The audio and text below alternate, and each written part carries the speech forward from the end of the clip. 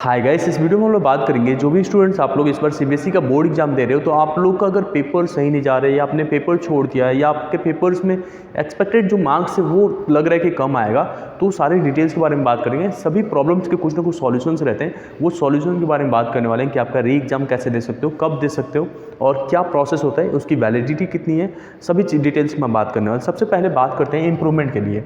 मान लो इस बार आप पेपर तो दे रहे हो लेकिन आपका एक्सपेक्टेशन था कि मैं 80+ लेके आऊँगा या 90+ लेके आऊँगा, बट वो नहीं अचीव हो पाता है, तो इसमें परेशान होने की कोई बात नहीं है। आपके पास इंप्रूवमेंट का ऑप्शन रहता है और इंप्रूवमेंट की वैलिडिटी उतनी ही रहती है जितना आप अभी सोच रहे हो। ठीक है, जैसे मान लो कि अगर आपका इंप्रूवमेंट देना है किसी एक सब्जेक्ट में, अगर आपका एग्जाम खराब हो जाता है, लाइक कि केमिस्ट्री का पेपर अच्छा नहीं गया या फिजिक्स होने वाला है तो फिजिक्स का पेपर अच्छा नहीं जा रहा है, ठीक है, तो उस केस में क्या होता है, या किसी तरीके से आपकी तबीयत खराब हो गई, किसी एग्जाम को आप स्किप करने वाले हो, तो उस केस में इंप्रूवमेंट जब आप देते हो तो इंप्रूवमेंट दो तरीके से दे पाते हैं।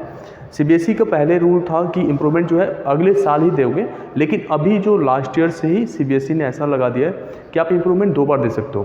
तो इंप्रूवमेंट एक बार होता है, जैसे रिजल्ट इस बार बोर्ड एग्जाम का आएगा उसके 1 महीने बाद ही इंप्रूवमेंट के लिए एप्लीकेशन आता है ऑनलाइन, उसे आप अप्लाई करते हो और लेकिन उसमें केवल एक सब्जेक्ट का इंप्रूवमेंट दे सकते हो। तो जैसे मान लो कि आपका एग्ज़ाम हुआ, एग्ज़ाम होने के जस्ट बाद 1 मंथ के बाद ही आपका रिजल्ट आ गया, रिजल्ट में आपको लगा कि इस सब्जेक्ट में मेरा नंबर कम है, तो उस सब्जेक्ट के लिए आप इंप्रूवमेंट के लिए अप्लाई कर सकते हो। उसका जो मार्कशीट आता है उसमें कोई भी चीज़ नहीं लिखा रहता है कि आपने इंप्रूवमेंट के लिए अप्लाई किया था या कैसा, वो फिर से आपका कंबाइंड होकर मार्कशीट मिल जाता है। लेकिन एक दूसरा केस बनता है कि आपको सारे सब्जेक्ट से देना था, तो इसमें आपको 1 साल ड्रॉप लेना पड़ेगा सारे सब्जेक्ट से इंप्रूवमेंट देने के लिए, या up to 2 subjects, 3 subjects, 4 subjects के लिए, तो 1 साल का ड्रॉप यहाँ पे लेना पड़ता है। तो जैसे मान लो आपने इंप्रूवमेंट दे रहे हो 1 साल का ड्रॉप लेके, ठीक है, तो इस केस में क्या रहता है कि आपकी जो मार्कशीट बन के आती है, जैसे 2 सब्जेक्ट के लिए दिया तो 2 सब्जेक्ट के लिए मार्कशीट बन के आएगी और उसमें मार्कशीट में ना आपका केवल 2 सब्जेक्ट ही मेंशन रहेगा, पहला सब्जेक्ट दूसरा सब्जेक्ट, और नीचे इंप्रूवमेंट लिख के आ जाता है यहाँ पे। लेकिन वैलिडिटी इसकी भी उतनी ही है, मतलब जो आपका रेगुलर मार्कशीट था उसके साथ इसे यूज़ करोगे और हमेशा 100% वैलिड रहा है, हमेशा से बच्चे इंप्रूवमेंट देते रहें और हमेशा से हम लोग गाइड भी करते रहें इंप्रूवमेंट कैसे देना है। जेई के लिए देना हो, जेई एडवांस के लिए, जैसे NIT से IIT में एडमिशन लेने के लिए 75% क्राइटेरिया रहता है, तो उसके लिए भी हम लोग हमेशा गाइड करते हैं। तो इंप्रूवमेंट ऐसे दे सकते हो आप सारे सब्जेक्ट से जब देते हो इंप्रूवमेंट, जैसे मान लो कि आप 5 सब्जेक्ट से दे रहे हो तो आपके पास एक ऑप्शन रहता है कि आप दोनों में से कोई एक मार्कशीट यूज़ करोगे। जैसे 2 मार्कशीट था, एक आपने पहली बार बोर्ड दिया था तो था और एक ये इंप्रूवमेंट वाला था, तो इन दोनों में से कोई एक मार्कशीट आपको यूज़ करनी पड़ेगी अगर 5 सब्जेक्ट से देते हो तो। लेकिन अगर आपने 4 सब्जेक्ट तक का देते हो तो दोनों में से जो बेस्ट हैं, जैसे मान लो इसमें से 3 बेस्ट थे और इसमें से 2 बेस्ट है, तो ये बस काउंट होंगे आपके और टोटल 5 के परसेंटेज बनते हैं। तो ये इंप्रूवमेंट का प्रोसीजर, मार्कशीट का कोई भी वो नहीं रहता। आपका काउंसलिंग हो रहा है वहाँ पे भी बस एक चीज़ और ध्यान रखना कि अगर आप 2-3 का अप्लाई करते हैं इंप्रूवमेंट, तो बीडसेट जो कॉलेज है उसमें आपको एक्सेप्ट नहीं करता है आपका इंप्रूवमेंट वाला मार्क्स, उसमें आपको पूरे 5 सब्जेक्ट्स का देना पड़ता है। बट जेई एडवांस में आपका ये एलिजिबल है, इस तरीके से आप जा सकते हो। अब एक केस होता है कि किसी वजह से आपने जो है सारे पेपर छोड़ दिए या पेपर्स में फेल हो गए किसी वजह से, तो इसमें आपको परेशान नहीं होना। देखो काफ़ी स्टूडेंट सोचते रहते हैं, अभी एक केस आया था राजस्थान से जिसमें बच्चे 10th में थे और उस काफ़ी ब्राइट स्टूडेंट थे, स्टूडियस थे, बट फिर भी उसने जो है सुसाइड कर लिया और ये नोट लिखते हुए कि मैं 95% नहीं ला सकती। तो अगर आपके नंबर कम भी आ रहे हैं तो आपको परेशान नहीं होना है। इट डजंट मीन्स कि अगर नंबर कम आ गया तो आप लाइफ में कुछ कर नहीं सकते।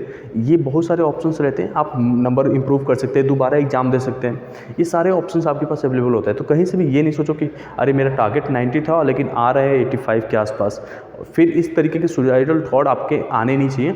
ठीक है, बी स्ट्रॉन्ग, जितने आ रहे उतना एक्सेप्ट करो, आगे बहुत सारे ऑप्शंस आपके पास खुले रहते हैं। जीवन बहुत बड़ा है, पढ़ाई से बहुत चीज़ें नहीं होते, पढ़ाई करना हमारा एक जरिया है जिससे सीखते हैं हम लोग, ठीक है, बट आगे आप क्या करोगे वो चीज़ें आपका डिपेंड करता है कि आपकी स्किल्स कैसा लेके आ रहे हो, ठीक है, वो आपके रिजल्ट पे कितने मार्क्स है उससे ये नहीं पता था कि आप कितना क्या चीज़ें कर लोगे, ठीक है। तो अभी बात करते हैं, अगर इन केस आपने पेपर सारे छोड़ दिए मेडिकल रीजन्स की वजह से या आप फेल हो रहे हो, तो आपके पास ऑप्शन रहते हैं यहाँ पे।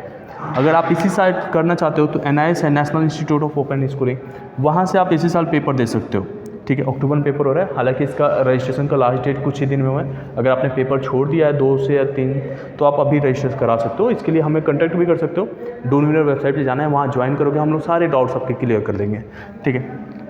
अब अगर सीबीएसई से ही आपको देना है वापस से पेपर, तो अगले साल आपको वापस मिलता है मौका 1 साल बाद। इसमें फेलियर वाले में आप जब पेपर देते हो अगले साल तो आपका जो है सारे सब्जेक्ट से पेपर होगा। मतलब अगर मान लो इस बार आपने 2-3 का दिया और आप सोच रहे होगे कि 2 ही का देना पड़ेगा, तो ऐसा नहीं होता। आपको सारे सब्जेक्ट से वहाँ पे फेलियर में देना पड़ता है और उसमें जो आपका नंबर आएगा वो भी हर जगह वैलिड रहता है। मार्कशीट CBSE ही जनरेट करती है, बस उस मार्कशीट में एक जगह पे लिख के आ जाएगा प्राइवेट। इसमें बस यहाँ रहता है कि वो प्राइवेट लिख देते हैं मार्कशीट में, तो उससे कोई वैलिडिटी आपकी कम नहीं होती। आपके स्कूल के जगह पे जैसे स्कूल नेम आता है ना मार्कशीट पे लिख के, उसकी जगह पे प्राइवेट लिख देते हैं, प्राइवेट कैंडिडेट हो जाते हो आप, ठीक है। तो ये एक ऑप्शन रहता है आपका।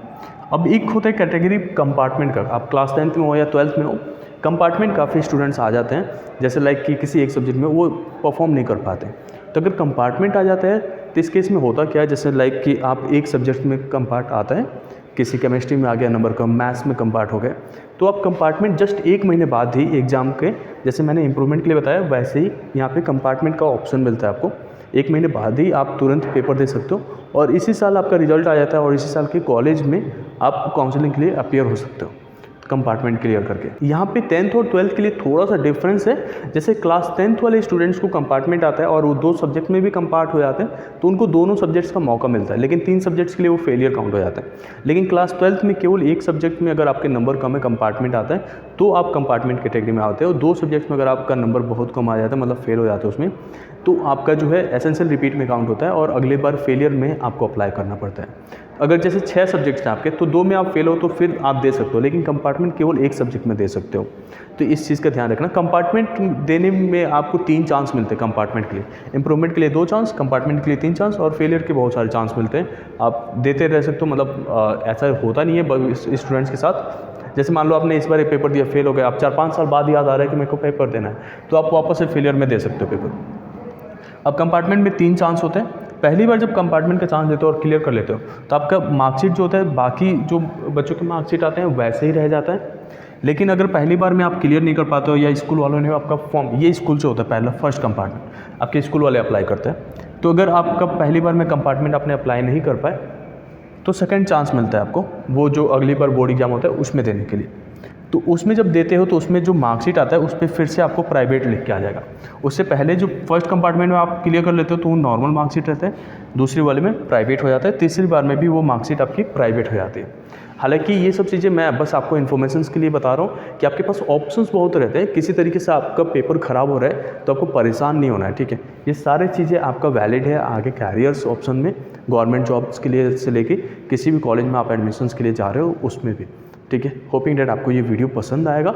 अगर किसी तरह का डाउट्स है कमेंट्स में हमें पूछ सकते हो या डून विनर वेबसाइट पे जाके ज्वाइन कर सकते हो। पर्सनली मैं आपको गाइड कर दूंगा कि कैसे चीज़ें आगे काम आपको करना है, कैसे प्रोसीड करना है, ठीक है। Thank you so much.